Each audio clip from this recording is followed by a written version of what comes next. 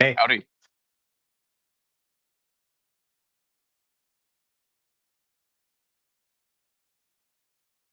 yeah, we got lunch with this woman from Goldman Sachs.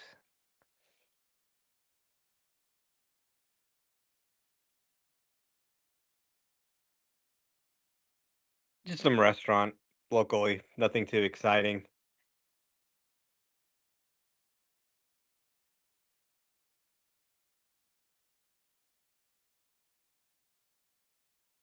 Good man. For you.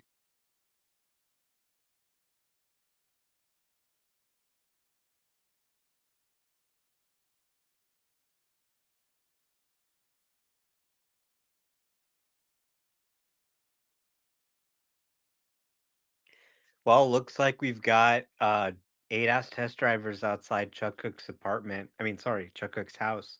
So that's hopefully a good sign that FSD 12.4.2 is going to be rolling out this week.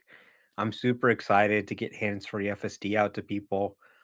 I did some drives yesterday and most of them were just zero intervention parking spot to parking spot. So it's a good update. The hands free is good.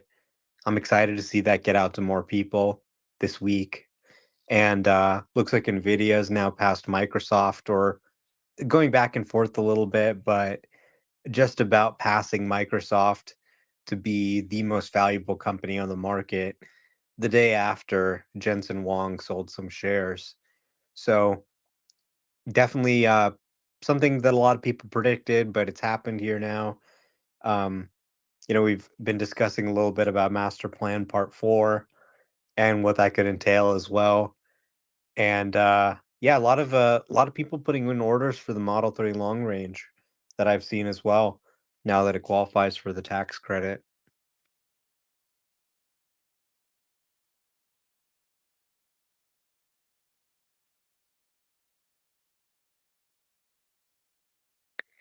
I mean, a surge, we're talking about, North America being about a third of their sales. Within that, let's say maybe 70% of buyers qualify for the tax credit. And within that, probably a certain amount want a Model 3 long range. So it's not going to be dramatic, but it is something, you know, that's going to help Model 3 inventories and deliveries as we come into the end of the quarter. So they got a good line to bring people in now to the delivery center with this new point of sale tax credit offering. And I just took advantage of the point of sale credit for the first time with my Model 3 Performance, and it really is amazing. They just charge you 7,500 less. It couldn't be simpler. So definitely take advantage of it if you can.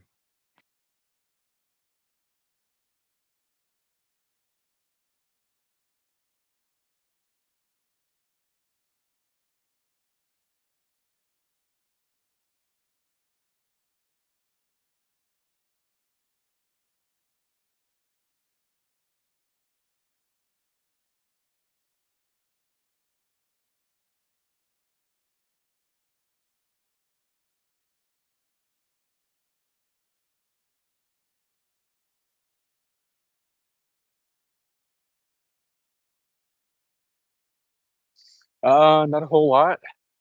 We have a new Model Y we picked up, also with the $7,500 tax credit, as Omar mentioned. It's super seamless with the app, so I highly recommend everyone to take advantage of it if you can. Both my cars have 12.3.6, so I'm sitting in envy for all the 12.4 updates. But other than that, not a whole lot.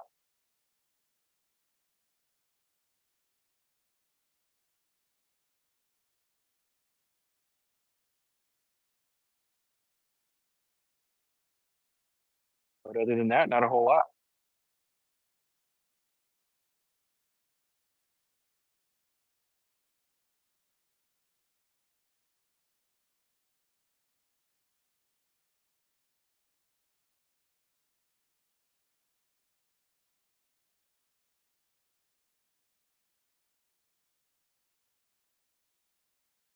Can you hear me? Yeah. Okay. This should do it.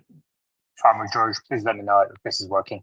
Omar, did you see Waymo's post that they are 2.5 times, 3.5 times better in avoiding crashes that cause injuries and 2x better in avoiding police reported crashes than human drivers? Yeah, it's some interesting data. I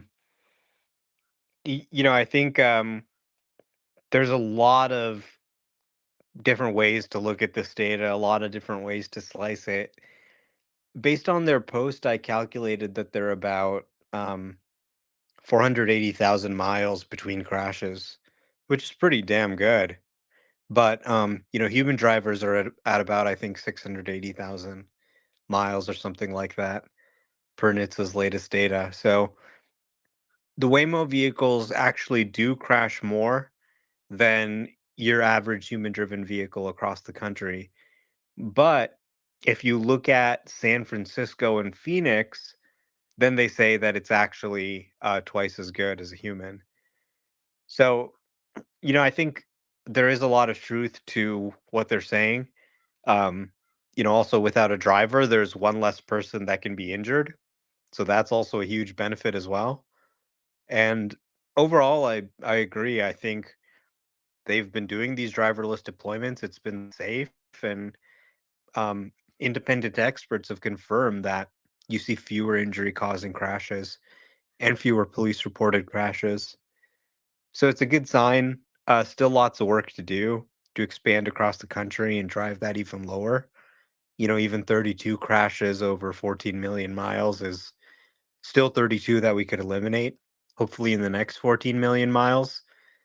But yeah, they've been doing a really good job, really taking a very data driven approach and highlighting the impact that these driverless vehicles can actually have today. Thank you. Earl, how are you?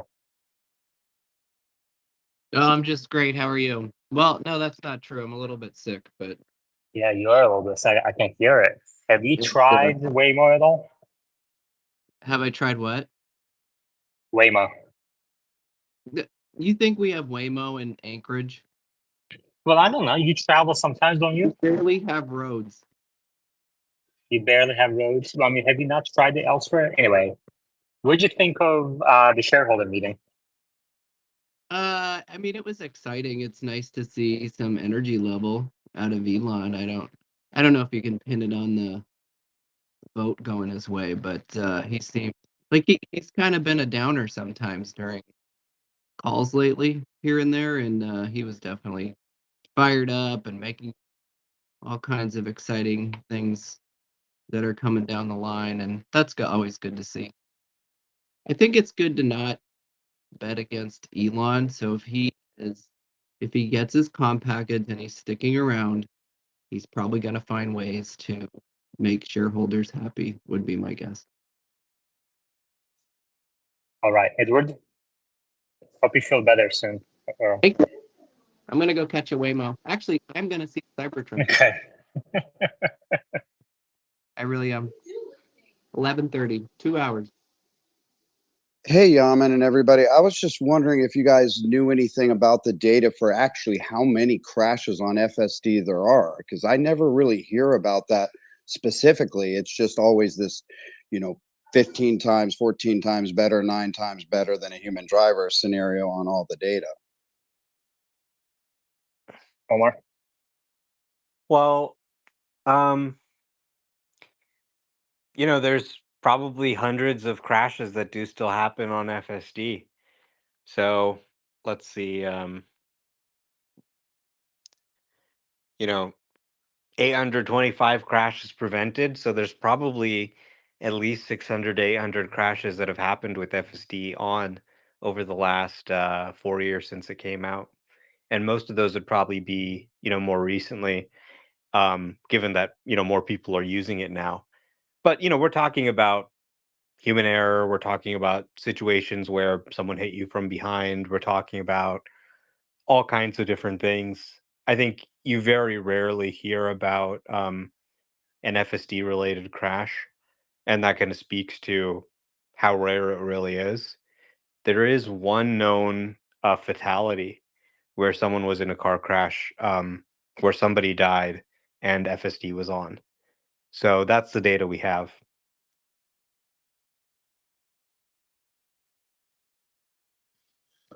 Omar, I was listening to the shareholder meeting again this morning, and I noticed that some of the predictions are, very optimistic. And for example, one of them was that people will be able to add their cars to the robotaxi network, which we knew. Elon has said before, even as early as 2016. But in the 2016 master plan part 2, he said, it's going to, the revenue you generate is going to partially offset your monthly payment. Whereas in this meeting, he says far exceed your monthly payment towards the car. What do you think about that? Do you think that's a likely outcome? Yeah, it's a great question. Um, it depends, right? It depends on where you are. If you live in the middle of San Francisco, you're easily going to be able to pay your entire car payment and then some. If you live in Alaska, Feels maybe not so targeted. much. That feels targeted. Yeah, so and it's really difficult to predict what this looks like, right? So, okay, maybe robotaxis become a thing, and then you put your robotaxi on the market, and you're making, you know, an insane amount of money, right? Let's say you make $100,000 a year. Well, word's going to travel fast. Now your neighbor buys one. Now your friend buys one. Now your coworker buys one because they hear about all the money you made. Now maybe there's more competition. Maybe next year you make 50,000.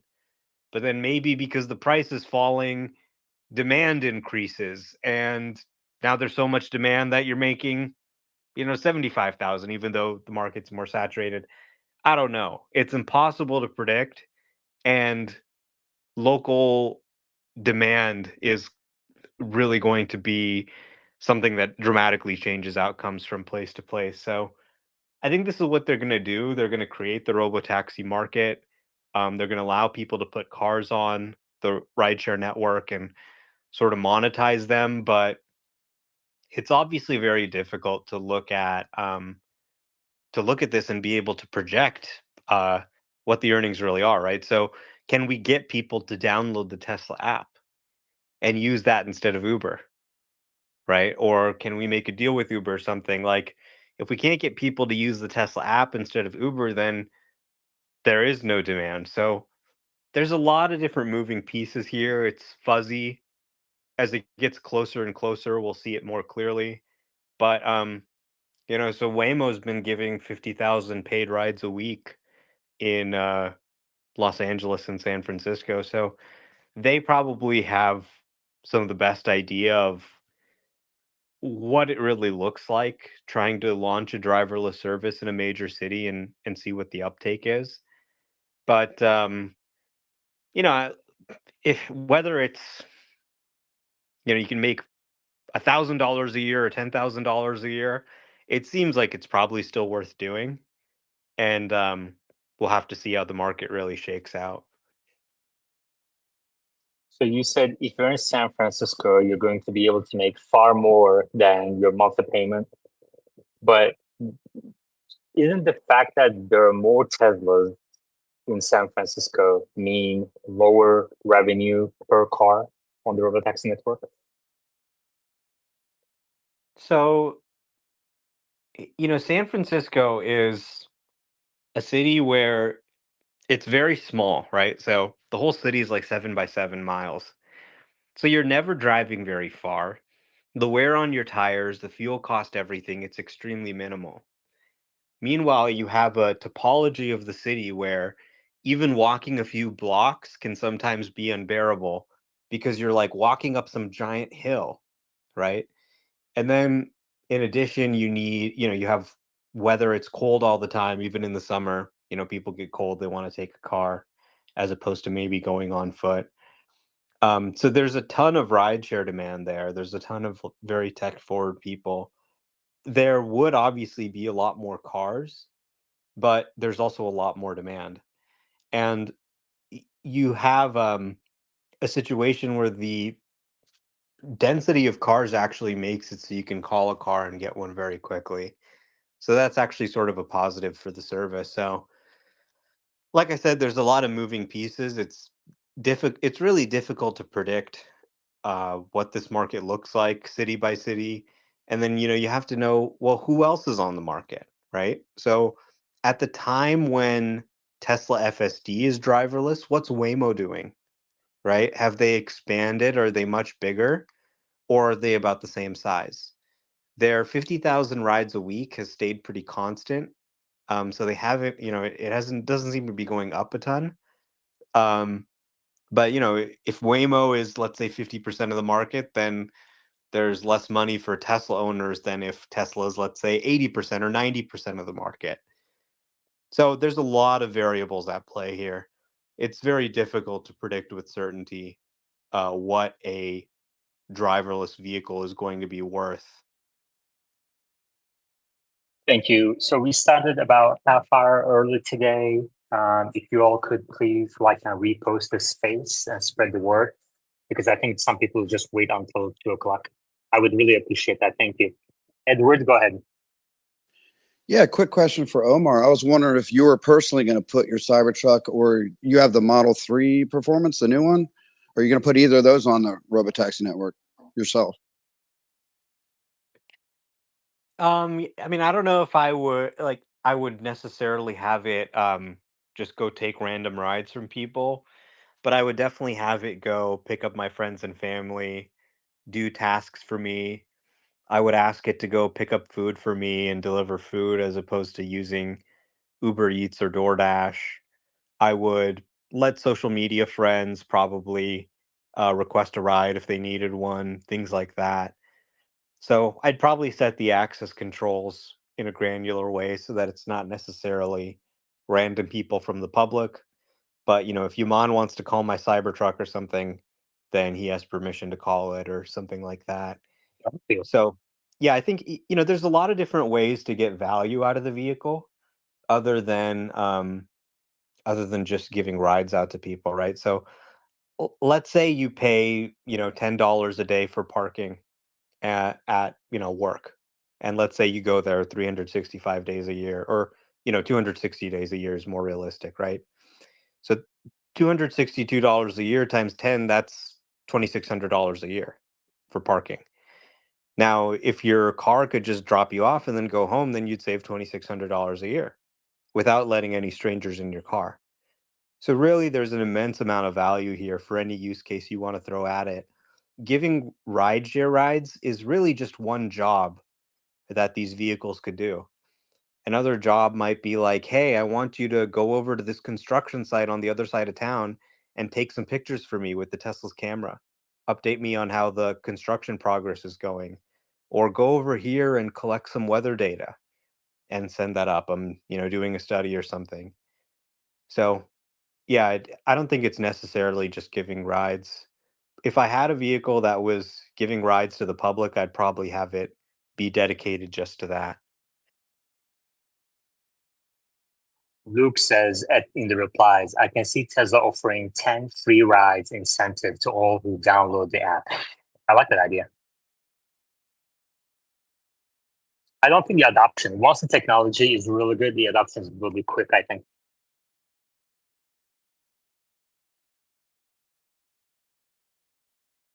I mean, the key really is, can you replace car ownership, right? Can you replace that backload of demand where people are saying, hey, you know what? I'm not going to buy a car. I'm not going to insure that car. I'm not going to clean that car. I'm not going to buy new tires. I'm not going to pay registration every year and parking tickets. I'm sick of all that.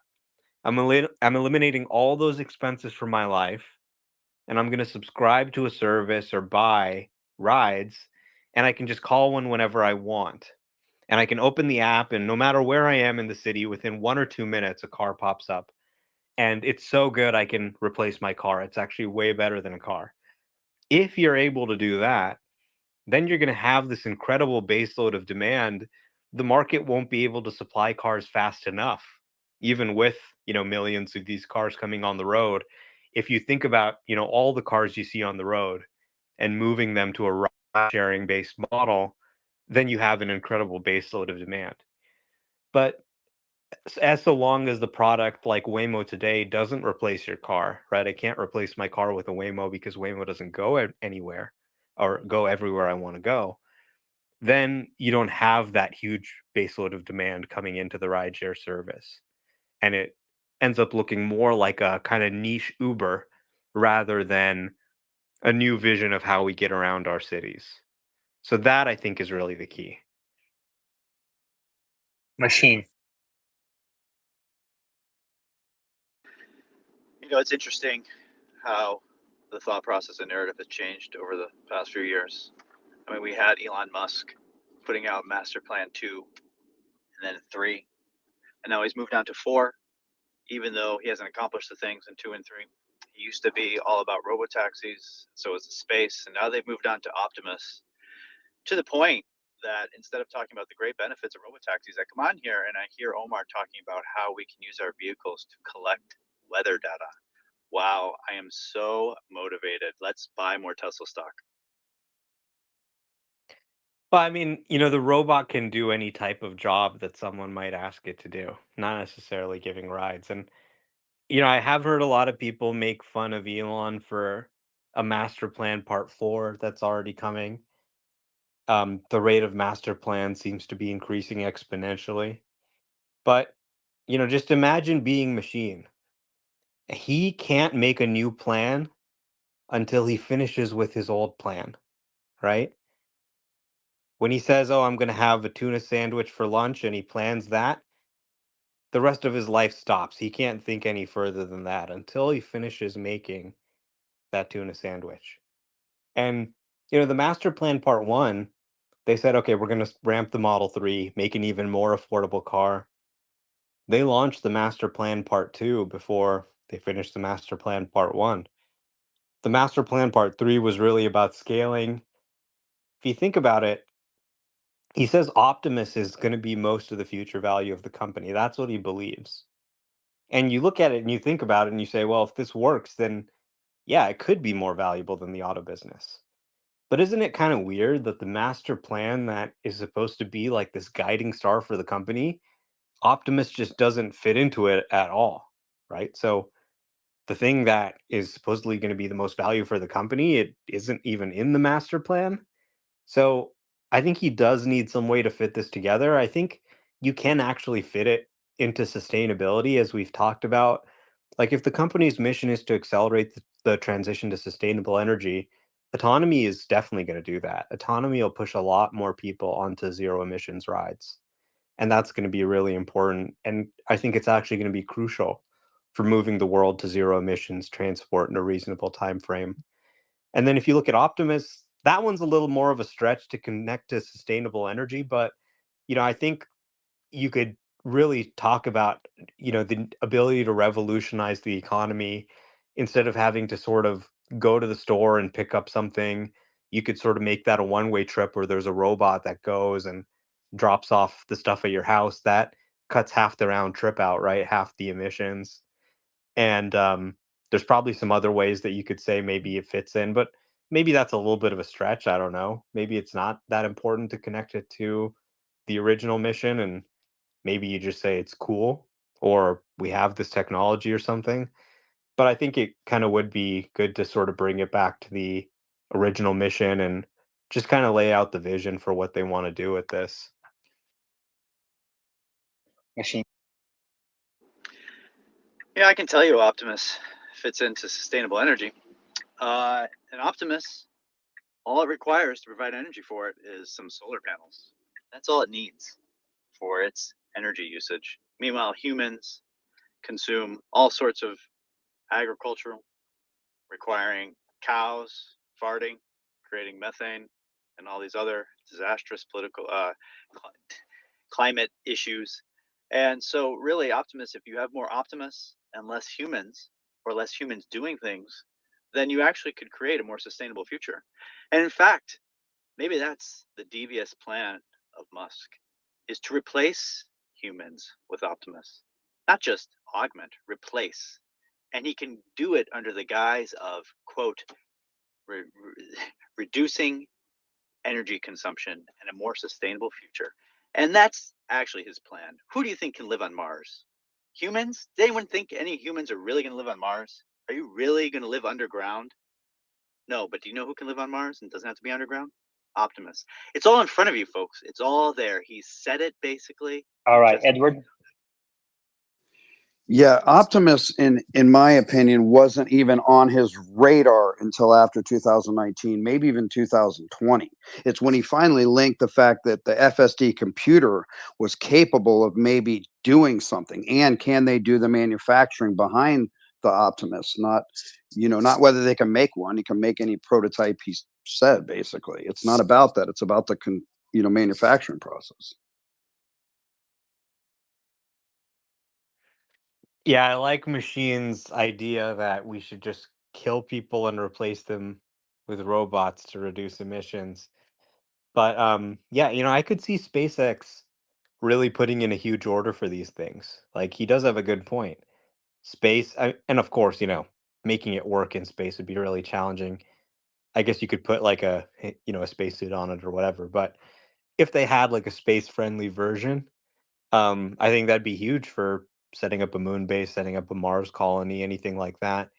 If you really had a humanoid that could walk around and people could manipulate it, control its limbs remotely, that would definitely be game changing in space. I mean, you look at the robots that we have on Mars today, and they're like these little robots that are wheeling around. Imagine hooking up like an Optimus arm to that thing, and it could actually like pick up rocks and like touch things and stuff. Um, I bet that is Machine, definitely part of it for what he was thinking of with this project.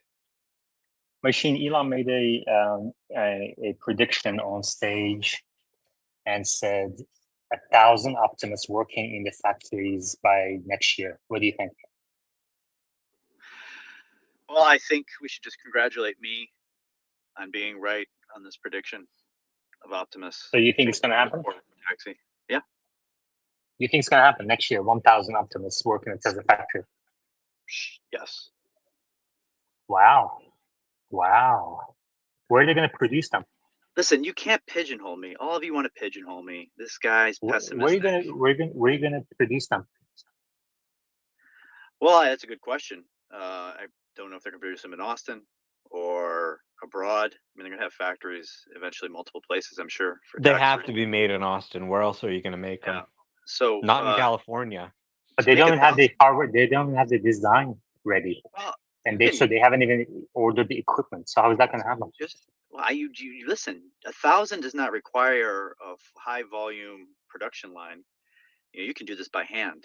1,000. This is a few a day, and you just bring in some Cambodian immigrants and make a line that costs probably a few $1,000s. And and the Optimists are up and running, they can displace the Cambodians and they can take over the line. All right. So at the top of your screens is the link to Patreon. From now on, what I'm going to do is during this space, I'm going to take notes and publish it right away. The summary, publish it right away as soon as the space is over. So the summary is going to be about 5-10 bullet points. It's going to hit all the highlights. For example, what Machine just predicted that Tesla will build Optimus in Austin by hand, the first few thousand of them.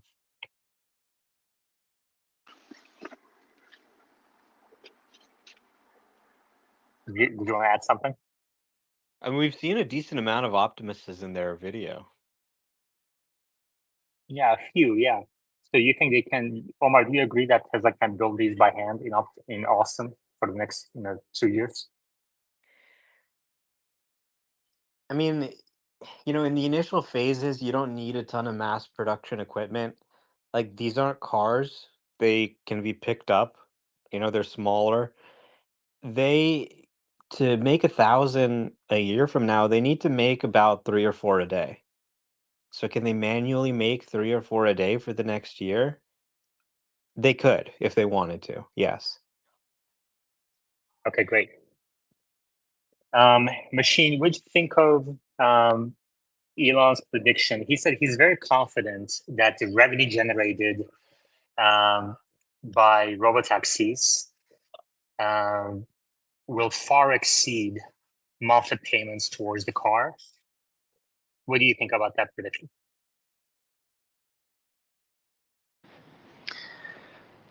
I don't think that's, a ridiculous notion.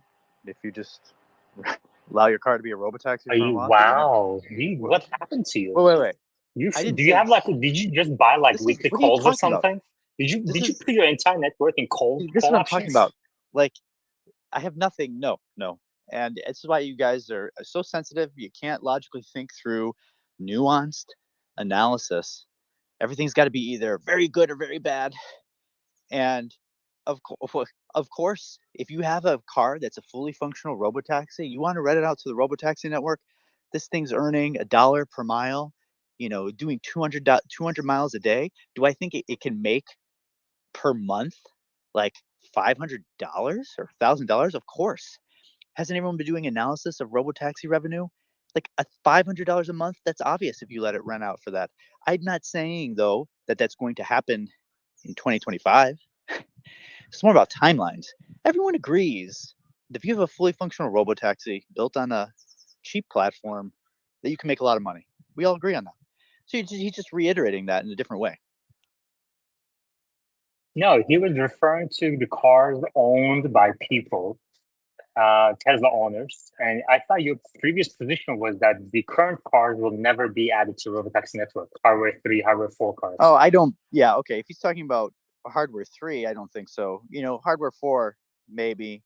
And I think, is it going to be useful for a full robotaxi load 200 miles a day? No. But still, like a hardware 4 car, maybe you can make, $500 a month. It's not going to be the main robotaxi volume, though. That's going to be their dedicated robotaxi. So he's still kind of, just trying to hype people up, get people like you to buy more stock, buy call options. It doesn't really mean that much, though. Edward, Yeah, I actually mapped out a spreadsheet back, I think it was 2020 or maybe late 2019. And I was basing it on a 50-50 split because I didn't have the data at the time. And now I think it's like 70-30, or maybe he might even go to 80-20, customer 80% or customer 70%. The numbers are pretty staggering. And I ran some numbers on the Cybertruck because we are thinking about putting our Cybertruck on the platform as well as my Model 3 performance. And I was figuring, I was trying to get a miles. The issue was miles per dollar per mile, like $1 per mile, let's say on my performance, or $1.50 per mile on a performance, maybe 50 cents on their robo taxi per mile. And you got to remember, there might be more than one person in the vehicle, so they can even split those up. But I was doing it, and I'm running into in a kind of a small 40,000 person town, and I was still running into 4,000 plus in revenue. Now, I mean, if they're only taking 25% of that, let's say, that's still 3,000 for the consumer, and I'm at 1,000 on my payments. So that's like triple the payment on the Cybertruck. But I mean, it depends on demand too. So that's all I got right now. But I'm gonna remap it again.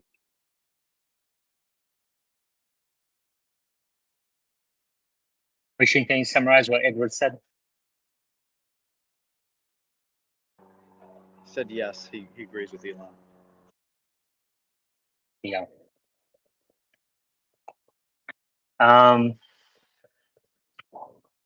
Okay. Interesting, Machine.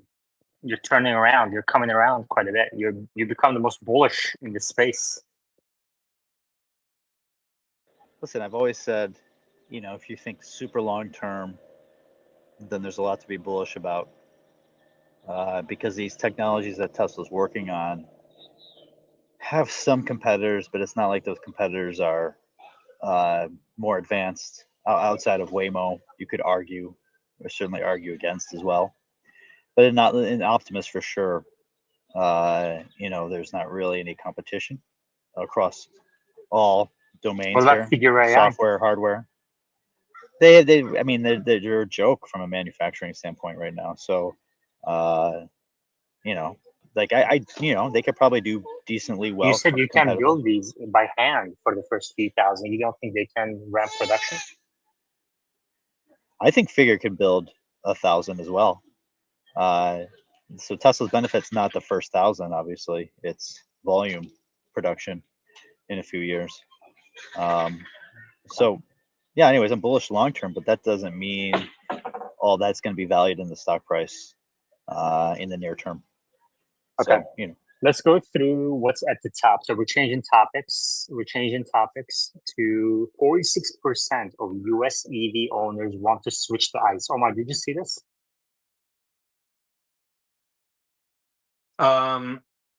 Yeah, I think I saw this study. Do you have time to read it for us? I'm in a loud area. I can in like 5 minutes, Okay. but I'm guessing Machine, did it's you the see this? 46% that bought a legacy auto EV. Right. are you asking me to do No, free did you work for see? you? I said, did you see it? I know you're gonna Well, say no, so I would never ask you because you're I see just it because lazy. you pinned it. I can So you read it. haven't seen this before? This is Listen, McKinsey. Oh, can you read it? I can read it. I know you need I'm someone just who not sure if you speaks can actually read. Can you proper read stuff? English. Listen, we both know, everyone in the space knows how you've complimented me on my pronunciation and diction as a great American. That's what you said about me. Great American. If you need me to speak it, Yeah. I could do that. Just please follow me on my Patreon. Everyone, like, subscribe. Oh, wait, I don't have one. Anyways, McKinsey, 46% of US EV owners want to switch to ICE vehicles. 46% of current electric vehicle owners in the United States told McKinsey and Company they would likely switch back to an internal combustion engine vehicle during the firm's 2024 Mobility Consumer Global Survey. Globally, 29% of EV owners are considering switching back to ICE, the survey results show. 35% of respondents said an inadequate charging infrastructure was one reason they wanted to switch. Other top answers included total costs of ownership and too much impact on long distance trips. These also were the top concerns for 21% of respondents globally who said they would never want to switch to an EV. The number remained unchanged from 2022 and declined by 3% from 2021. 18% of respondents said their next vehicle will be an EV, an increase from 16% in 2022 and 14% in 2021. The survey also explored other mobility issues such as driving assistance features and autonomous vehicles. Respondents in the US aren't making driving assistance features a priority in their next car purchase, survey results show. It was a non essential purchase factor for 48%. 43% said it was a rounding out purchase factor, and only 9% said it was a main purchase factor. Only 11% of American respondents support government legalization of fully autonomous vehicles on the road today. 48% said they'd support it in a few years, and 41% said they'd never support it. 53% of global respondents said AV safety has to increase before they would support autonomous technology. Yet, 67% of Americans said they were open to using shared autonomous shuttles. Globally, 29% of respondents said they want to replace their car in the future and use other forms of transportation. That number increased from 18% in 2022 and 20% in 2021. Car expense was the top reason respondents wanted to replace their car, followed by a desire to live a more sustainable lifestyle and no need to commute because of remote work. A Bloomberg NEF 2024 electric vehicle. Your connection is really bad. All right. Do you guys get any background noise from my end?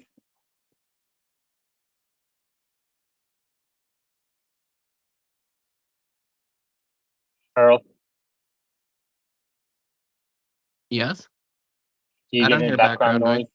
noise? Okay. Sounds good. All right. Bloomberg Electric Vehicle Outlook found EV markets around the world are not traveling in the same direction or at the same speed. Sales of EVs continue to rise globally, but some markets are experiencing a significant slowdown, and many automakers have pushed back their EV targets, the report says. All right, so I think the rest of it is really stuff that we knew already. Machine, what do you think about these percentages? It looks like 46% of US EV owners want to switch to ICE vehicles. Is, I think, higher than most people would have expected in this space. What do you think? Well, when I'm busy reading, I can't actually. You're far away. Your sound is really far away. I don't know. Earl, what do you think?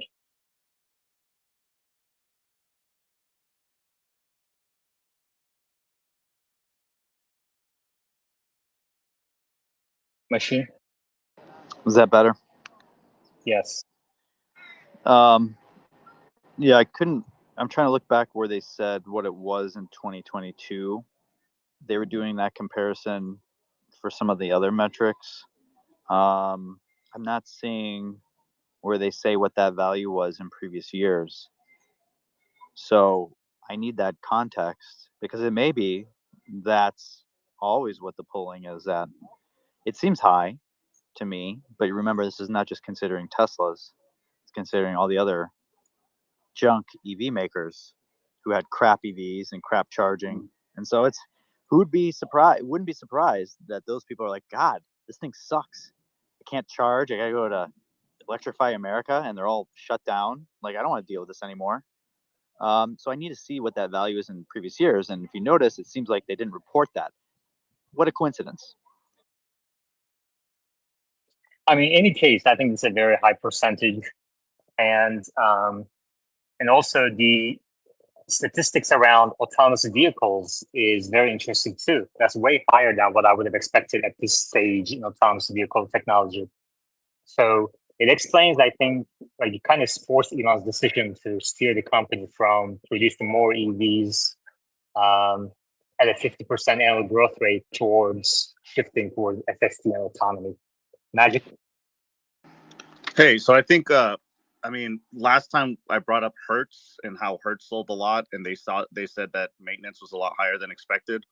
And I think this is just another data point that's saying the consumers are just not necessarily happy. I know that a lot of people here, are pro Tesla and they love EVs, but if you talk to people in the real world and are outside of this niche group of people, I think you're starting to see the sentiment sour. Like they're starting to see that overall maintenance is higher than expected and charging is a little more inconvenient. So there's a few data points. It's not final, but sentiment starting to shift.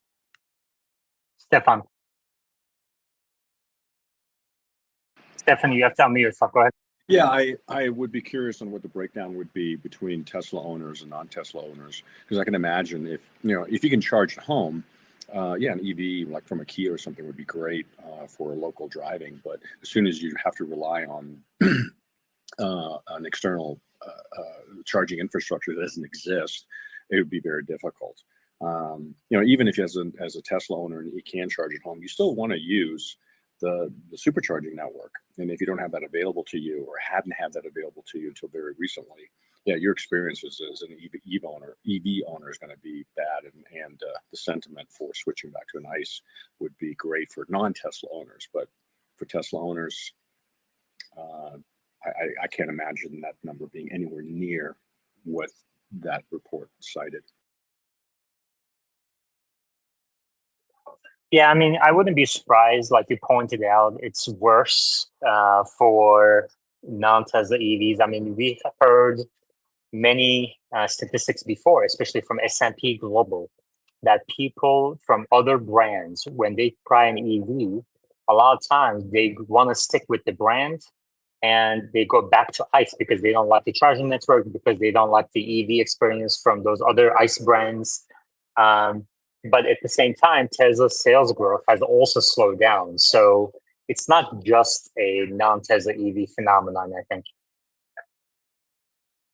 Uzi. Hey, Yaman. I mean, you invited me to speak, but I'm just here to support the space. All right. Machine, any other thoughts on this?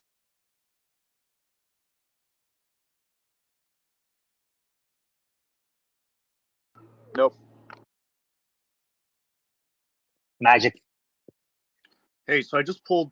I mean, look, yeah. Again, there are other auto manufacturers EVs included in here, but let's just go based on market share. So Tesla has 52% of the EV market share in America. So at least 50% of these people are Tesla. Let's say that wouldn't be a crazy estimate to say.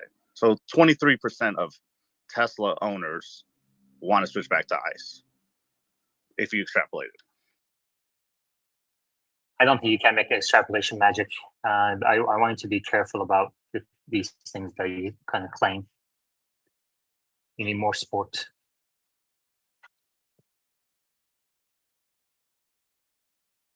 Machine, what else is on your mind? Does anybody know any Tesla? Does anybody here know any Tesla owners who want to switch back to ICE?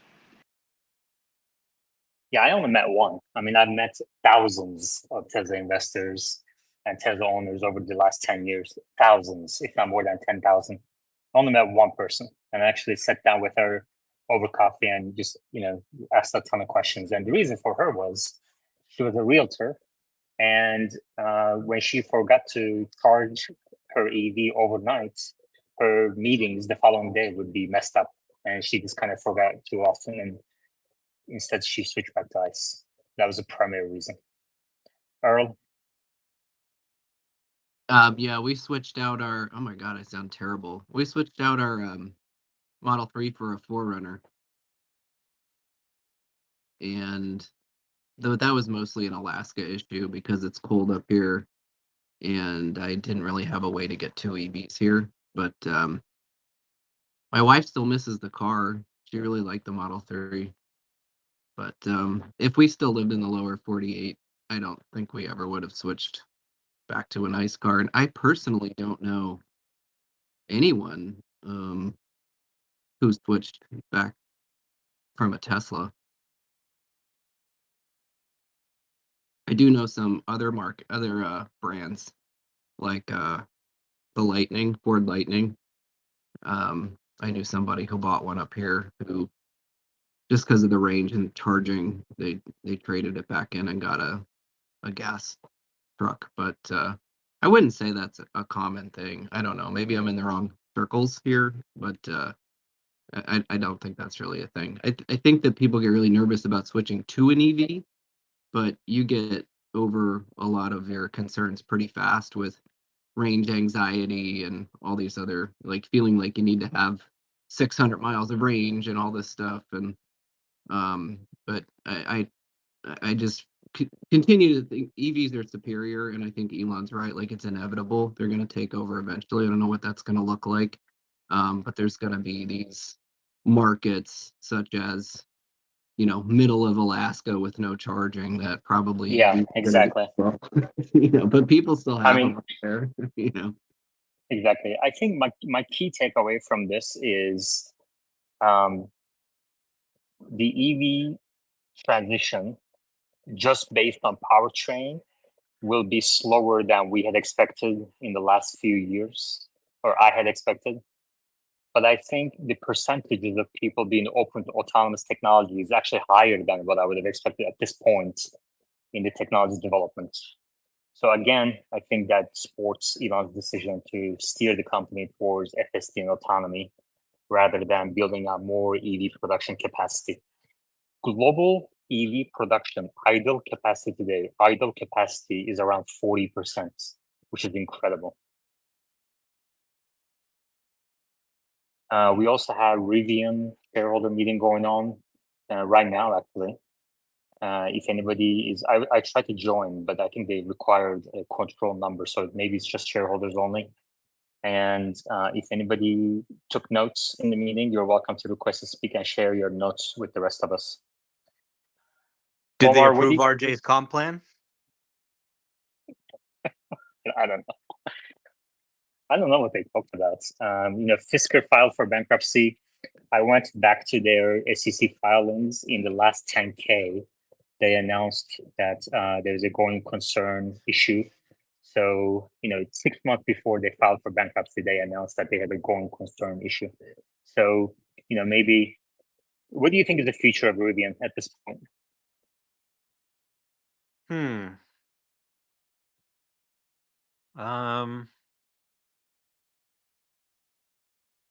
Acquisition, maybe? Yeah, I would say that's optimistic, but I guess we'll see. I guess we'll see. I wish the best for Rivian. I hope they survive. Omar, I saw that you It's a tough posted. Yeah, business, it is a especially with the business. Yeah. non-foundation Cybertruck coming. That kind of, they're already outselling the R1T with the foundation series Cybertruck that cost $30,000 more. With the standard range, they're going to actually be $10,000 less than Rivian's starting price now.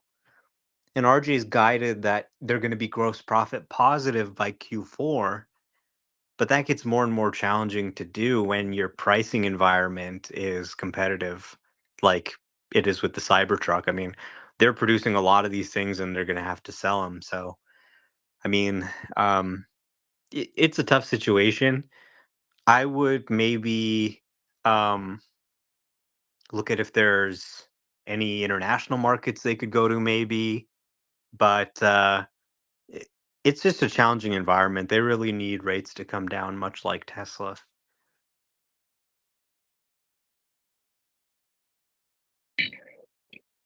All right. I saw you posted at Elon and said, you're asking people to have kids, but Tesla needs to do a cyber SUV. Did you get a response for that? No, I was just talking to some members of my family, and a lot of them drive Teslas. So my cousin and her husband, they had a Tesla Model Y, and they had two kids. She's now pregnant with a third kid, and the other two kids are still pretty young, like still car seat age, kind of. And so now they got this third kid. So they said, all right, well, we probably need to get a bigger car. So they looked at the Model X and they said, yeah, okay, the Model X is nice, but kind of like very uh, luxury, high end, obviously a more expensive car. And not, really getting the most love compared to the Y and 3, honestly. They do have a seven-seater Y, but you can't really have three car seats in there. It's good for small kids, but then once they grow up, it starts to become pretty tight. So, there's a lot of demand for a larger Tesla vehicle, I think, that, you know, maybe a cyber SUV that has a third row of seats instead of a bed, maybe a Tesla van, something like that. I think and then then I had people commenting from Europe and saying, "Oh, we in Europe would actually like an even smaller vehicle because even the 3 and Y are still a little too big for our streets here." So, I think there's a lot of room in the Tesla product lineup where people want the Tesla experience. They want the Tesla software, the acceleration, the FSD, the autopilot, the software updates. They love all of that.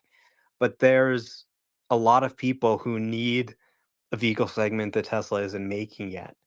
So I think definitely there seems to be a lot of demand in the North American market for an even bigger uh, vehicle, kind of like a Cybertruck sized SUV. I think there's a lot of demand for that with a third row of seating. People have big families, they go skiing, whatever, they go on trips. Um, some of those people have to have a gas car around. So, some people will keep like a, you know, Toyota 4Runner and Tesla Model Y or something like that, and then they have the bigger gas powered vehicle. But they're, I was kind of surprised by the response, by how many people responded and said, "Oh my God, I have three kids. This is a huge issue for me." Right. So I think there's definitely a lot of demand there. I think there's demand on the European side for a smaller vehicle. So take the Tesla formula, expand it to more vehicles, and I think you can increase sales pretty easily just by going after different form factors that you haven't addressed yet. Uzi. I'm a little backtracking to Rivian, and I'm curious about Autonomy Plus, if it's like actually a serious platform. Yeah, I haven't taken too much of a look at Autonomy Plus, but I do think it's funny because you have some of the Rivian fans who sort of make fun of Tesla because it's obviously kind of a competitive thing, right? So they have to differentiate themselves. They have to say they're not Tesla. And some of them would make fun of full self driving and say, well, it's not full self driving if you still have to watch. And then Rivian comes out and they call their package Autonomy Plus. It's not even autonomy, it's Autonomy Plus. Okay. Then you look at the details and you're like, well, can it do lane changes? No, but coming soon.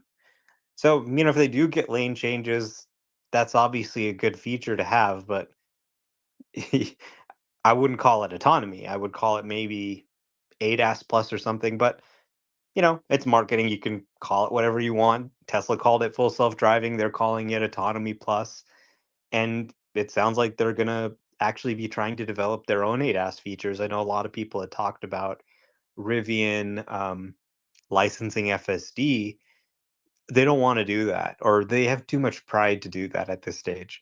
Let's give it a few years of trying to develop it This is such themselves. And bullshit. This is such. Sorry, I didn't mean to curse and demonetize myself, but it's such BS. Like literally 6 months ago, the guy said, asked on an interview live, he goes, he was asked, "Are you guys going to do FSD?" And he goes, "We no, we're focused on ramping production." Is basically what he said. And all 6 months later, all of a sudden they got autonomy plus. Give me a break. well, I mean, they haven't actually launched any of these features. I don't think. I think the lane change is going to be the first one that comes, but I think as FSD becomes more and more of something that people are talking about and that normal people are using, they just need to make sure that they check that box. So when your uninformed shopper is cross shopping between Tesla and Rivian, and they're saying, okay, well, Tesla has the full self driving, they want to say, look, we've got something too. You can check that box. You can get the Rivian.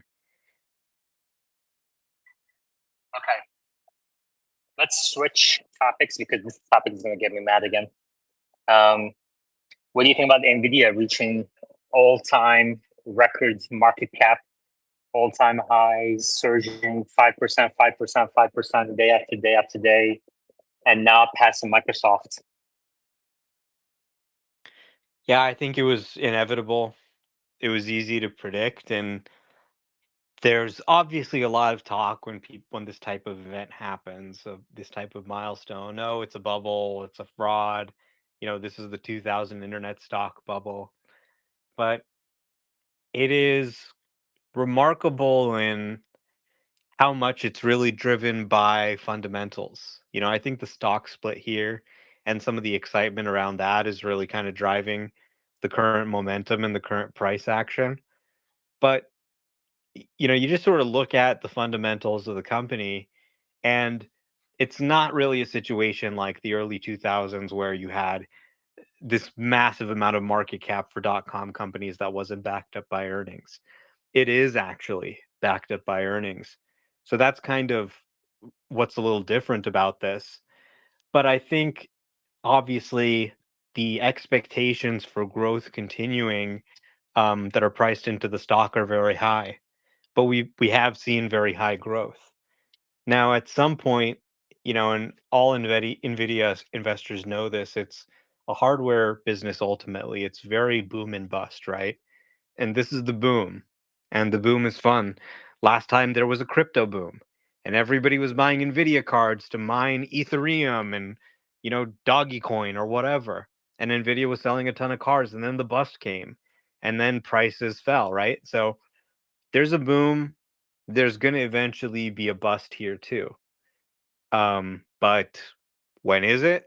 Is it going to be this year? Is it going to be next year? Is it going to be in 5 years? I don't know.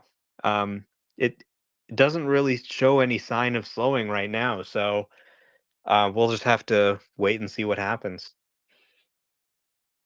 Are you buying more? Did you sell any of your Nvidia shares? I know Tesla Yoda was buying more about 3 months ago, so that must have played well for him. What's your position? I'm not buying any more. I've maintained my position. It's obviously grown. Nvidia is now 22% of my portfolio. And again, haven't added anything, just it's grown. And Tesla's now 27%. So it's getting almost close to my Tesla position just because it's been growing so much. So I intend to hold it. I won't buy, I won't sell. I'll just hold the position as it is. Uzi. I'm the same as Omar. Nvidia keeps out competing Teslas in my portfolio, so I keep buying more Tesla. I have my favorite meme is Thanos with it's perfectly balanced, and then there's Nvidia and Tesla. So I'm at the point where first time I've 100%ed my gains, which is crazy. So I'm just holding. I'm afraid to sell. Um, but yeah, it's impressive, and I think the next 5 years will be Tesla's time based off of Nvidia right now. Yoda. Yeah, I think we are very early still in the uh, AI game. I think we're probably in the first couple innings when it comes to Nvidia. Um, and this is clear just by looking at how much AI we're all using today. Today, at best, the average consumer is, prompting ChatGPT or Google Gemini, a couple times a day, maybe a heavy user a few times a day while they're working. And predominantly, the use case is text. This is all going to grow to always on and multimodal. And so the compute required, the pie is just growing, it's going to grow exponentially. And obviously, NVIDIA and the likes of TSMC are going to benefit from this tremendous growth. So, yeah, I'm definitely holding on to my NVIDIA position. I believe um, NVIDIA and TSMC are probably the two out of the basket of AI plays. Do you have a price target for Nvidia? Yeah, I think it'll be 150 by the end of the year, and then 220 for TSMC by the end of the year. And then let's say Nvidia gets to 150 next month. Would you sell any? No, because like I said, we're in like the first couple of innings. I did a post earlier saying that Apple obviously is the other company that I hold shares in. Apple will become my income stream essentially in order for me to hold on to Nvidia, TSMC, and Tesla. The longer those things are held, I believe the value and the performance will exceed Apple. So Apple would act as a sort of a cash like instrument for me. Yeah, it is really interesting that Apple's majority of Apple's balance sheet is cash or cash equivalents, which is incredible. I don't think there's any analog like that. It's run up quite a bit too. Patrons got an article about 3 months ago recommending Apple as a good stock to hold for diversified conservative portfolios heading into a potential recession. So I have to kind of review that article and see if I want to change the recommendation a little bit. Omar, what do you think about this news at the top? Apple has suspended the work on Apple Vision Pro 2 due to slowing demand. Yeah, I think they're really focusing on a lower cost headset rather than a higher end headset, which is probably the right move. With any platform, you've got a chicken and the egg situation. You need developers to build apps so that users want to use it, but then you need users to make developers justify the investment. And with a $3,500 device, it is obviously not something that a lot of people are going to buy and use. And just sort of the clunkiness of it. You got this big thing on your head with a wire and a battery coming out. It's not exactly the most elegant Apple product ever. But having said that, I have actually bought one used from Sofian, What was and the discount? well, um, don't want to say because it's embarrassing, but it was new in box, and so this thing's obviously very expensive. Like I kind of wasted my money on it, and I'm probably going to get bored of it pretty soon. How much is the new price? Like if I look it up right now, Apple's So Vision this one Pro. would be like $4,000 if Wow. I bought it new. Oh my god. Yeah, What's before special about tax. this one? Because the This is new the like 1 terabyte version. oh, I see. Yeah. So he gave me a discount of several $1,000s, obviously, and Yeah. it was new in box. But obviously still very expensive. But I've been using it, and it's like, man, this thing is really cool. There's a lot of technology in here that I think this is really what the future of computing is going to look like. I think eventually they will kind of have a pair of glasses that looks a lot like a normal pair of glasses, and you just put it on and it draws the UI over the world. So I think it's really underappreciated. Apple isn't seen as an AI play, but this entire OS is an AI OS, right? So instead of having a mouse, you just move your hands in the air, and it uses cameras to interpret your hand gestures, and that controls the UI. To move from one app to another, you just turn your head. And as you turn your head, it, has these different apps in space. So you turn and you can see the X app over there. You turn to your right, you can see the web page. So it's much more natural, right? Rather than like pushing some buttons to switch between apps or swiping on the screen, you're just moving your head, right? And it uses eye tracking. So the mouse is your eyes. So to click on something, you look at it and you tap your fingers.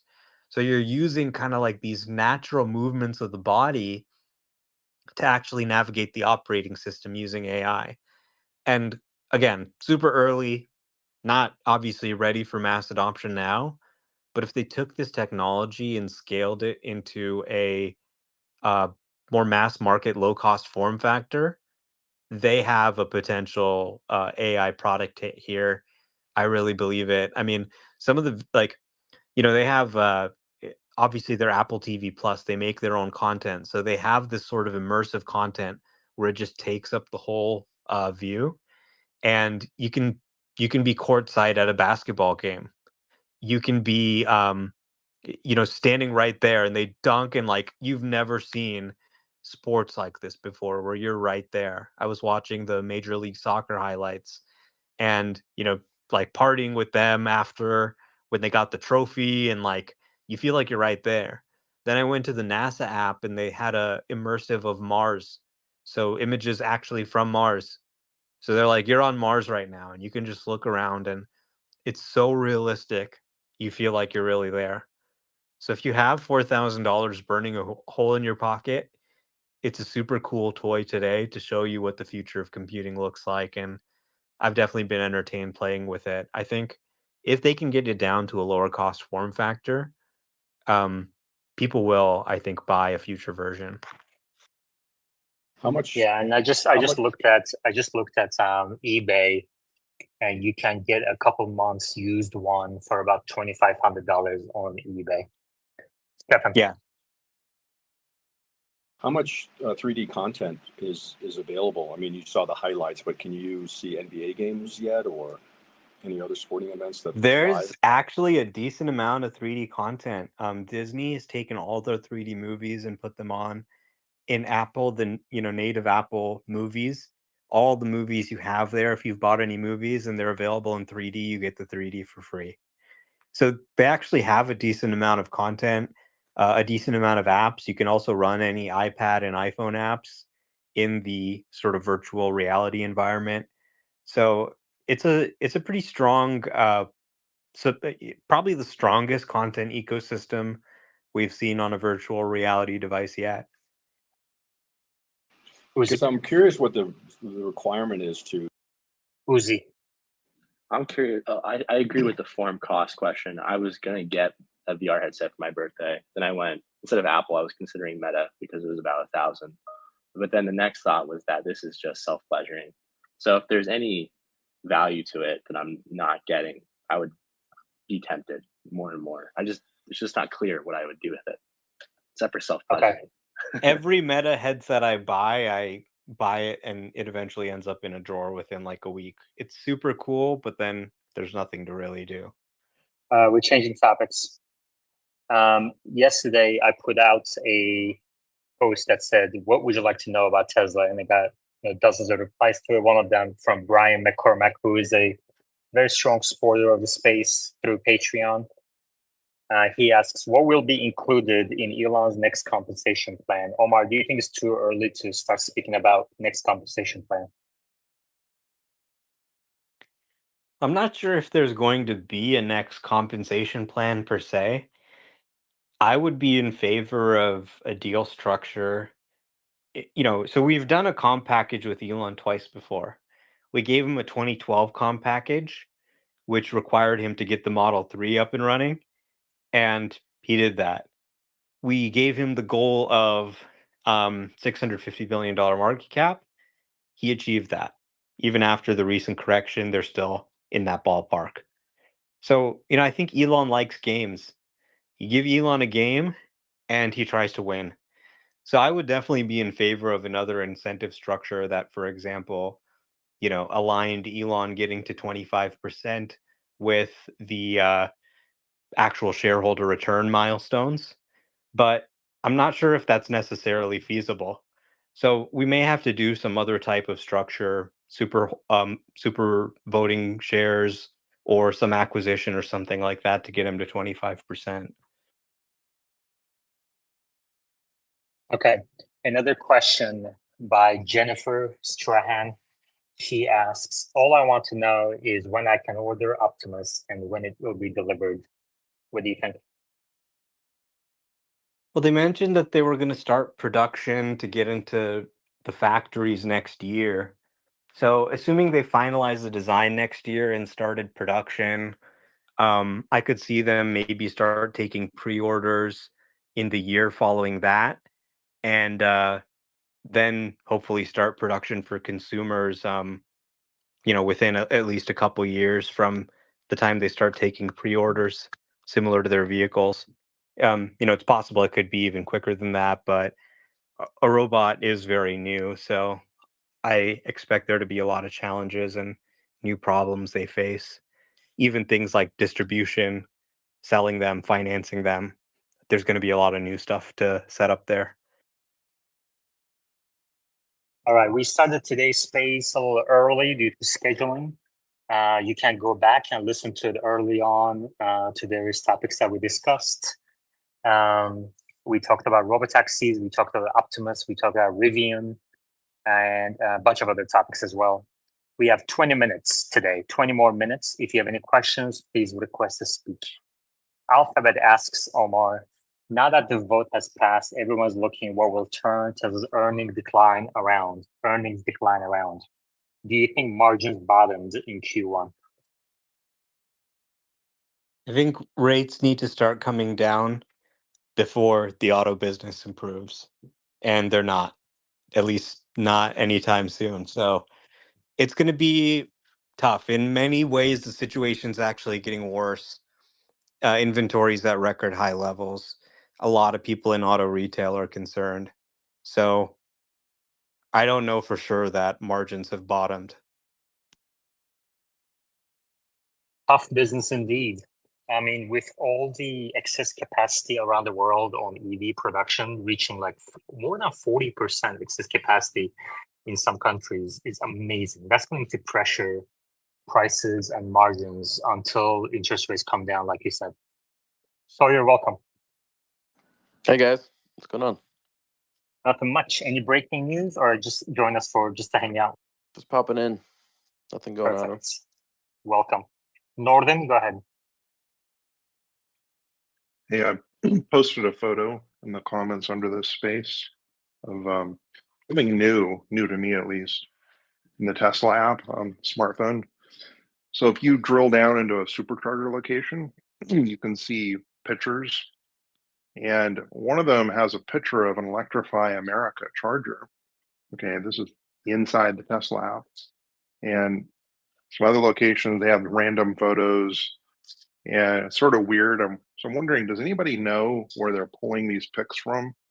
I look at Google Maps, Apple Maps. I don't see the same photos over there. Sawyer, what do you think? That I'm not sure on. I feel like that's something Omar would know more than I would. Yeah. Yeah, I don't know, Nathan. I'm not sure. All Sawyer, right. what do you think about all the pictures and the videos of the Robotaxi app Tesla is showing at these events? I mean, I would just put them sort of in the concept category. I don't know if it's necessarily going to look like that. I think it's just to give us a general idea of what they're thinking of how it'll operate. But I imagine they'll show us some more concepts or images in 2 months, though, at the unveil. Yeah. Yeah, I'm curious what they're going to announce on 8/8. Some people in this space are convinced that it's going to be a major event. Others are, kind of keeping expectations low. Nathan, what do you think if Tesla's going to announce on 8/8? Sorry, I was looking at the comment section.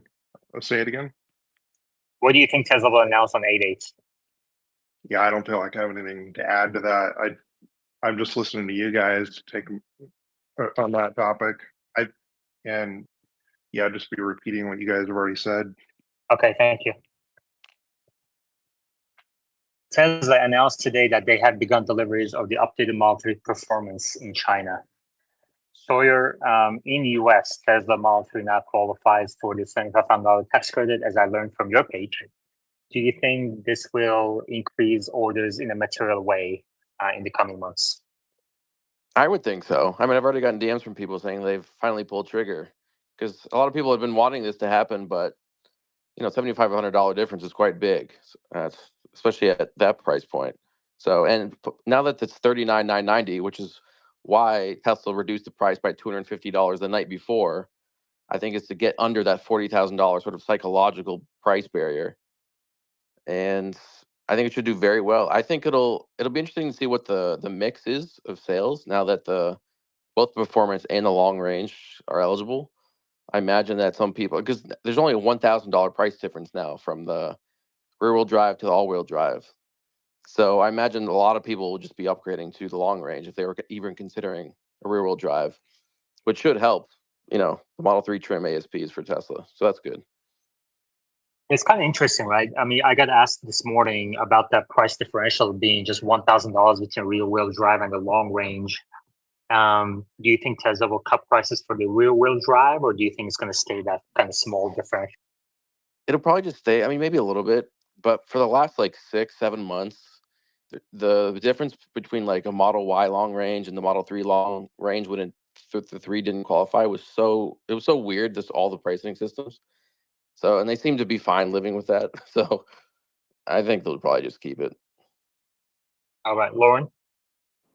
Yeah, I was wondering if anyone knows. I'm assuming that the change in the tax status is due to some change in battery mineral sourcing or something. Does anyone know? Are there going to be a bunch of stranded, like pre-battery change inventory Model 3s that are now have to be discounted because they don't apply for, or, make the tax requirements, or do they somehow get to grandfather those in, or are there going to be, cars that were secretly sold with the new batteries that might get the tax after the fact, and that's how they got rid of the inventory? Does anyone know? One, thanks for the order, Earl.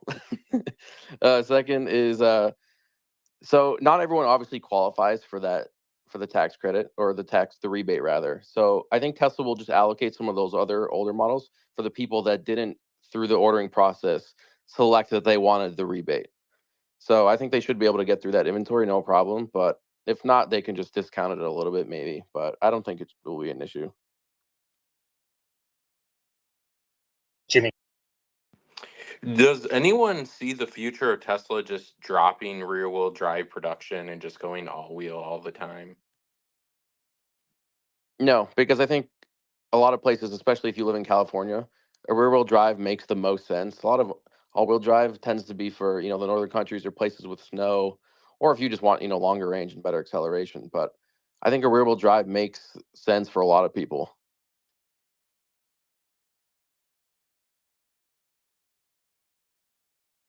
Yeah, I mean, in the past, Tesla had a period where Model S and X went all-wheel drive only. I think to this day, right? So, Yeah. Jimmy, what do you think? Well, it just with price points and things like that, like why would you like right now, why would you buy a rear wheel drive when you can buy a dual motor car that's like potentially the same price? Like with all these incentives and initiatives and things like that, like it just doesn't make any sense. And then you don't need to worry about people in California versus people like myself in Minnesota. If you just sell the car, guess what? It's good in all weather conditions no matter what, and the price is going to be the same anyways. Like it doesn't make sense to me. And I mean, look at Subaru doesn't even sell rear wheel drive vehicles. Like there's a lot of companies that are just like, we're not doing this anymore. Everything all wheel all the time. Yeah, Well, maybe this go ahead, sorry. I was gonna say the Subaru brand is kind of known as being like sort of an off-roady, more northern brand. So but Tesla's not really that. But I think if Tesla offers a rear-wheel drive, it allows them to bring down the cost a little bit of their vehicles. So it just makes it a little bit more accessible to the everyday person. Yeah, Does that's a Ri- good point. That's a good point, Jimmy. Even though Model S and X are all-wheel drive only, the fact that you can get a Model 3 rear-wheel drive at a lower price kind of goes towards the mission, right? yeah, does Rivian offer a rear wheel drive of any of their vehicles, Who or are cares they? what Rivian does? They're going. Come on, man. I know they're No going one cares. bankrupt. I'm not. I didn't say that. I didn't say that. I claim no. Um, it is my opinion that they will, but I wish them well. I hope they survive. We need more EV companies, successful EV companies. I think their EVs look great, and I know they have a very passionate investor base, and I hope that they survive. But I wouldn't take what they do as an example of what Tesla should do. All right, 10. We had an earlier question about Elon's new compensation package. Do you think it's too early to talk about it, or what do you think is the likely path forward? I think they can talk about it, but I don't think Tesla's going to do anything about it right now, based on their statements that they made in the proxy statement. That one of the reasons why they brought the new vote now instead of waiting was because they didn't want people to say that they were doing something in Texas that they couldn't get done in Delaware. So I think they really wanted to get the comp package done in Delaware, move to Texas, and then talk and implement a new comp package for Elon at that time. So I don't see anything happening until this whole Delaware situation is cleared up. Somebody in the replies today said to me that just because the vote passed doesn't mean Tesla can actually move the company to Texas. What do you think about that? Technically, the company's already in Texas. They filed all the paperwork, and I applaud them for doing that. They did exactly what I would have done and had somebody at the Secretary of State's office the very second they say that vote passed to file the paperwork. So they're already technically out. That does not mean that they can't get sued in Delaware over the move. That's still a possibility, and it already is a possibility because the lawsuit was filed June 6th prior to the vote, saying that Tesla technically couldn't move. Filed by whom? Who sued Tesla? There was a shareholder who filed them June 6th. His last name was Ball, owns 28,000 shares before everybody starts with a 9-share shareholder thing. So that has been filed, and we're just going to have to see how that runs. What was his claim? His claim is that Tesla violated their own bylaws, that they actually needed a 66 2/3% vote as opposed to just a majority of the entire outstanding shares. What do you think? It's going to be a technical argument, but I think he ultimately loses and the move is permitted. So let's assume that is the case, and he loses on his technical argument, and the move is permitted. And then, do you think Tesla will create a kind of like preferred shares for Elon to get into 25%? Oh, absolutely, without a doubt. Those preferred shares were put in with the eye towards awarding them to Elon to get him to what he wants in control. And I would support that. And personally, what I'd like to see is a new comp package that intermixes the preferred options with actual cash to Elon, uh, just to keep his cash flow flowing and not to have to sell his options. So, I mean, that might be a dream, but I'd like to see a mixture of actual cash plus preferred options. Sawyer, what do you think? I think we're not going to hear much about the next comp package until maybe earliest at the next shareholder meeting. I agree with Ken that we're probably just going to have to wait for the current uh, case to sort of work its way out, or the appeal process. I would like the next comp package to be a similar framework, um, but maybe it could specifically be tied to parts of Master Plan Part 4, like Elon has to achieve this many robots made or whatever, just some sort of pairing of market cap and operational milestones. So I think the last package was framed really well, and maybe it was a bit lucrative, but it only was that lucrative because he achieved the ultimate targets in it. So yeah, I think after, if he gets these all these options back and eventually exercises them, he has until 2028 to do so. He would have net of taxes, I think, around 19 to 20% of ownership of Tesla. So, we'll have to see if the next package brings him up to that 25 that he wants. Thank you. Gagan. Hi, I have a question regarding the whatever the ARC published the basically 2029 target for Tesla, right? So any insight on that, because it is mentioned like robotaxi will have a 600 billion almost revenue, right? Because if I just compare with the Uber, which is one of the known taxi network, right, which is 40 billion only. Any insight like how we can reach on 600 there? Sawyer. Is the question how we reach that? Yeah, Yeah, so Gagan, it's very important that you use 10 words or fewer. Start with a question word and be clear when you speak. right. So okay. So short question is like how we can reach 600 billion market cap for robotaxi. Oh, I mean, the numbers that Elon was talking about like last week, they're pretty nutty. I don't think people should assume that that's going to happen. Like, it's pretty unlikely, but because Tesla has to execute insanely well for all that to happen. Both Optimus, the Tesla bot, and robotaxis have to be extremely successful for those scenarios to play out. As of right now, it looks like FSD is well on its way, but Optimus is still very much in its infancy as a program. They're making good progress, but it's still very early days. So putting any dates on these things, I feel like is just not smart because it's probably going to take longer than all of us think it will. I agree. Good points. Mishka.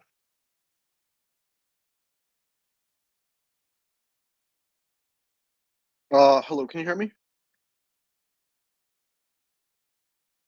Can you hear me? Yep. Okay, perfect. So I was wondering on Elon mentioned during the latest meeting that they are working on hardware 5 or AI 5, I believe it was called. And so my question was based on hardware 3 right now, it's operating incredibly well. It seems that hardware 3 can handle full self driving and is promised to be basically like fully autonomous. With that, hardware 4 is supposed to be a very big bump. What kind of impact would hardware 5 make on that? Because if hardware 3 is already capable, what would be the, I guess you could say, like big jump between them all? I think a couple of things. Power efficiency, they make their own chips. So processing power, I think between hardware 3 and hardware 4, the resolution of the cameras went from like 1.2 to I think like closer to 5 megapixels. And I think Elon said from 3 to 4, it was like a 5x improvement or something. And then from 4 to 5, it's going to be like a 3 to 4x improvement or something. So we'll have to see exactly what he means by that.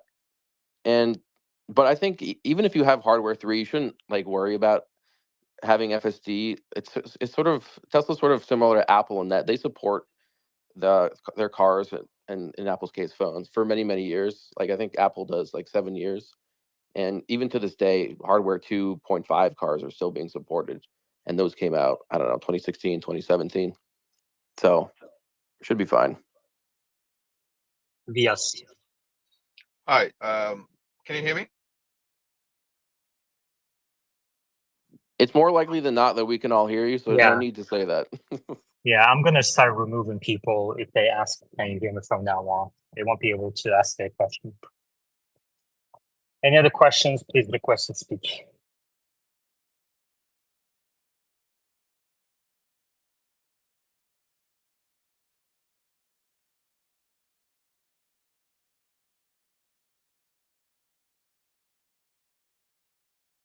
So what else is on your radar? I just put together the list of the top 15 most American-made trucks. Tesla's number 2, the Honda Ridgeline's number 1, and that's because the Honda Ridgeline has 70% Canadian and U.S. parts content, whereas the Cybertruck is 65, just slightly below that. And interestingly, Ford has just always been in the minds of Americans as the number 1 most American-made brand or the most American-made trucks. Ford doesn't even crack the top 10. Ford F-150 is number 11, and then the gas, or the Lightning rather, and then the gas version is 12th on the list. And they only have, I think, 32% U.S. and Canadian parts content. So a lot of that is just marketing, just telling people built Ford tough, American made, built by Americans. But they actually source a lot of their parts from outside the U.S. Thank you. Uzi. Can we consult Sawyer on our coffee bet? 1,000 robo taxis Q2 2026. 1,000? That sounds reasonable. You say, wait, what quarter of 2026? Q2. Yeah, that sounds doable, I feel like. I mean, I feel like we're already getting close to the point where Tesla could be trial running some completely driverless cars in certain cities. Not quite, maybe later this year, Q3, Q4. But I think certainly by 2026. Jimmy. Sorry, Uzi, I'm did you say I should put together a coffee bed? Are you taking the other side of that? No. We made one in that Sunday night space. I could I made a lot retransfer of it. coffee bets in the last 48 hours. I don't know which one you're referring to. But Jimmy, go ahead. I was gonna say if the government and Jimmy, are you okay? yes, I'm sorry.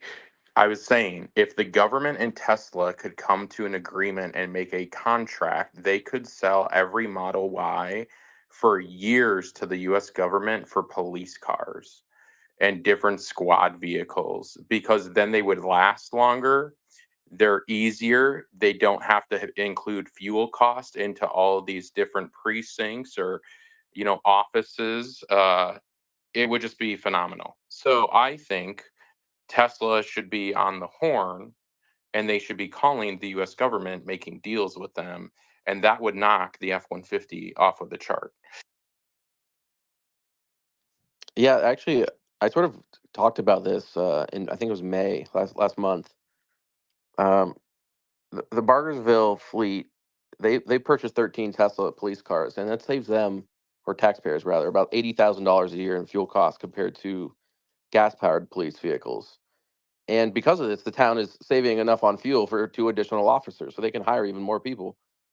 And in addition to that, they traded in their first, I think it was a 2019 Model Y that they used for a cruiser, and they got $17,000 back. Whereas with a gas police cruiser, they would typically get around $5,000 back for a trade-in. So, and I think I did rough math of what if every single police department in the U.S. were to transfer from a gas car to all electric Model Ys, let's say, and annually it would save taxpayers just on fuel costs alone, roughly $1.6 billion. So to me, it's a no-brainer. I think there's already fleets, or rather departments out there converting their entire fleets to Teslas, and they've seen pretty good success with them. So I don't want to say Tesla's perfect for every single scenario, but for like 95% of what the police department would need, it seems to fit pretty well. So I think it makes sense.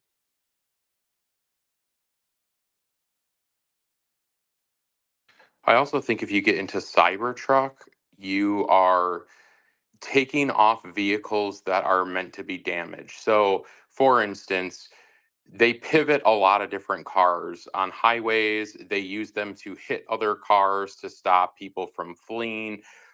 If you have an indestructible truck, right, and you're using that, you no longer have to replace the vehicle after every use case. And I've actually seen that in our town where people have officers have like pivoted and they're like, "Oh, that car's broken. That's it." They don't even send it for repair. They're just like, "It's junk. Put it on auction." Where with a Cybertruck, you're not going to get hardly any damage with that vehicle, and then you would just save the taxpayers money. I just think it's something everybody should be doing, and I think Tesla should actually be going after those government contracts. They should also be doing the same thing with Starlink. There's huge things for Starlink, but I know we can keep that for a different conversation. Yeah, Okay, I want. Yeah, guys. there's a difference between like the Cybertruck and the Model Y. The Model Y is already as expensive or as cheap, if not cheaper, than like a equivalent Ford Explorer that they outfit for police cruisers. The Cybertruck's like really expensive still. Maybe they can make like a base version just for government use that would be more stripped down, less technology and stuff. But yeah, they would. It's kind of too expensive, at least currently. I want to talk to Michael a little bit. Michael, how are you? Welcome back. I'm good. I've been really busy, so I haven't been able to join as much. Apologies. That's How are okay, you? man. It was really cool that you asked that question, and Elon was like, "That's a great question." I was like, "Yes, that's Michael." I mean, as soon as I heard your voice, I'm like, "Oh my gosh, I know that voice." How was the experience, shareholder meeting experience? The shareholder meeting experience was awesome. This is my first time going to one of them. The factory tour was really interesting. And of course, asking Elon a question is awesome. It's not an opportunity you get very often. And he has like this, um, you can't really tell unless you're like standing really close and like he's talking to you. He has like this like intense, like he really makes eye contact and you could see the gears turning. I was a little disappointed that he kind of sidestepped my question, but he still gave an interesting response nevertheless. So, has your forecast of timeline to robotaxis or Optimus changed based on the response you got? No, I don't think so. I don't think there was enough information in the response for me to shift my forecast. I do think I do think it's interesting that he thinks that it's going to be like 2x or 5 to 10x improvement with each point release.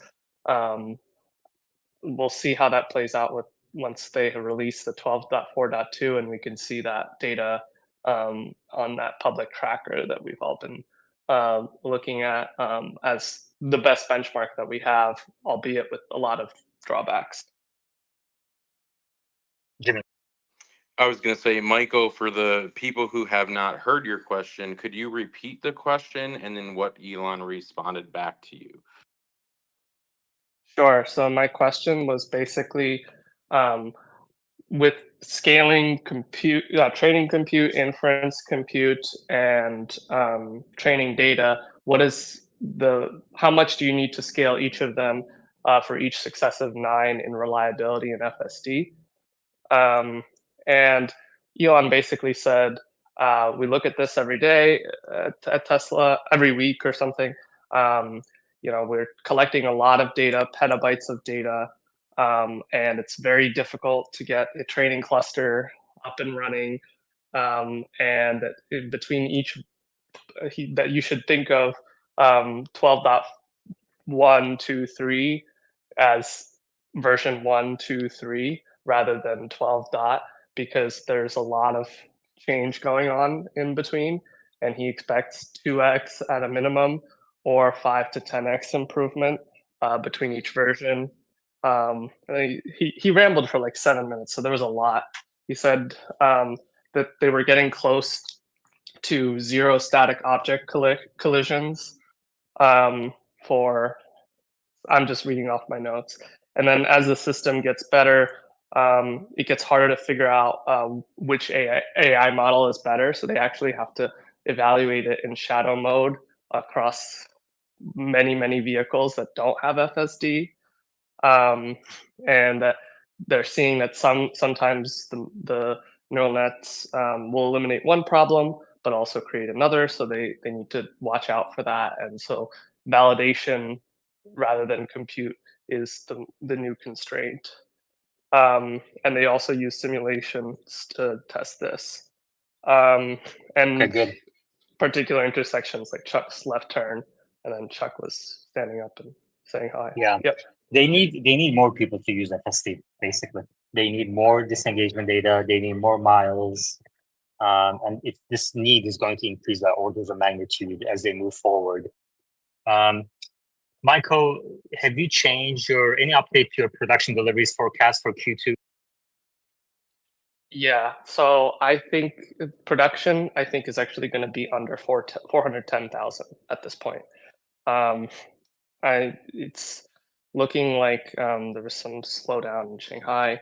I think it's going to be under 410,000. However, deliveries, I'll keep my forecast unchanged at 425,000. So there will be some inventory drawdown. Okay, good. Thank you.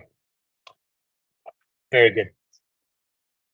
Any other notes from your shareholder meeting that, for the people who didn't get to attend, maybe you can kind of describe the experience a little bit more?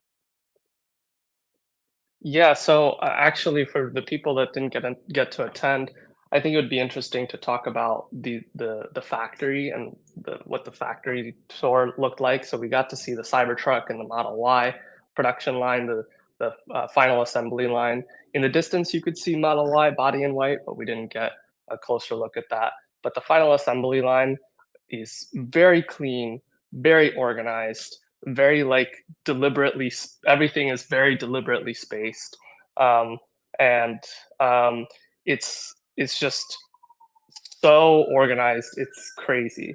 And then one thing that I did notice is that there was actually a lot of people there.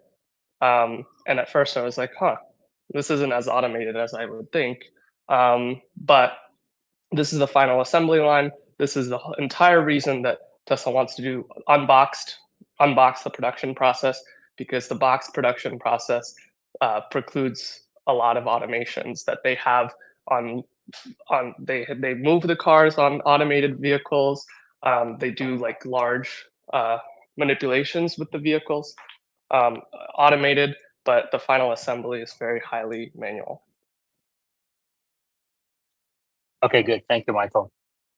What did you think of Elon's predictions around valuation, Optimus production, 1,000 Optimus in the factory by next year, $5 trillion for robotaxis, $20 trillion for Optimus, and anything else you may have heard on stage?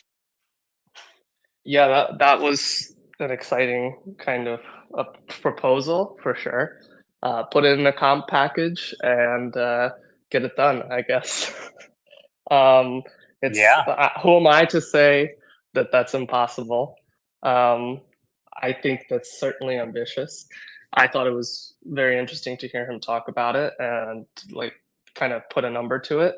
So let's put it in a comp package, and because historically, if you look at the 2012 comp package, he met all the milestones early.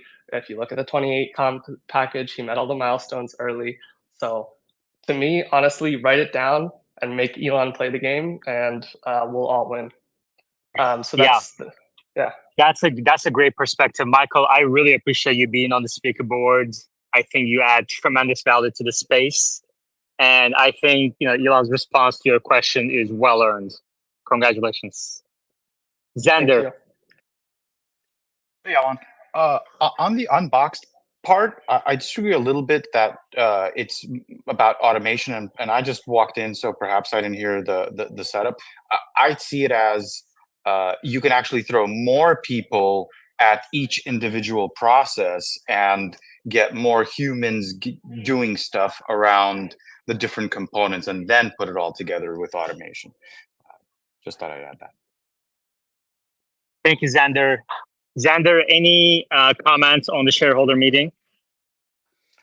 Oh, it's rightfully went the way that I thought it would, and just waiting for Wall Street to wake up and give Tesla the value that it deserves. Some of those numbers that Elon talked about are mind-boggling, and even if they get half the way there or 25% of the way there, it really is wonderful as a shareholder to see a company focused and the shareholders vote the right way, which is the American entrepreneurial way. Thank you, Xander. We started early today by about 40 minutes. So we're going to end it early. The Patreon link is at the top of our screens for support the space. Patrons now get a summary of about 5 to 10 bullet points of what we discussed. So I'm going to next do that and publish that within the next 10 minutes. Thank you very much, everybody. And I will talk to you all next time. Take care.